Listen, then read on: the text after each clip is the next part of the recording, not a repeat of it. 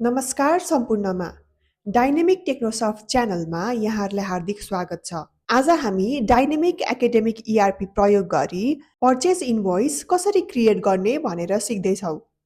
आउनुहोस् सबैभन्दा सुरुमा लगइन गरौँ। लगइन भइसकेपछि हजुरहरूले ड्यासबोर्ड र लेफ्ट साइडमा मोड्युल्सहरू देख्न सक्नुहुन्छ र त्यही मोड्युल्स अन्तर्गत हामीले इन्भेन्ट्री म्यानेजमेन्टमा क्लिक गर्नुपर्छ र त्यसभित्र ट्रान्जेक्सन र पर्चेजमा क्लिक गर्नुपर्छ र पर्चेजभित्र फेरि पर्चेज इन्भोइसमा क्लिक गर्नुपर्ने हुन्छ। क्लिक गरिसकेपछि हजुरहरूले यो स्क्रिन देख्न सक्नुहुन्छ। त्यसपछि हामीले पार्टी इन्भोइस नम्बर र भाउचर डेट राख्नुपर्ने हुन्छ र हामीले पार्टी अकाउन्टमा हामीले जोसँग पर्चेज गर्दैछौँ त्यही पार्टीको नाम राख्नुपर्ने हुन्छ। त्यसै गरी हामीले त्यो प्रोडक्टको क्वान्टिटी र रेट राख्नुपर्ने हुन्छ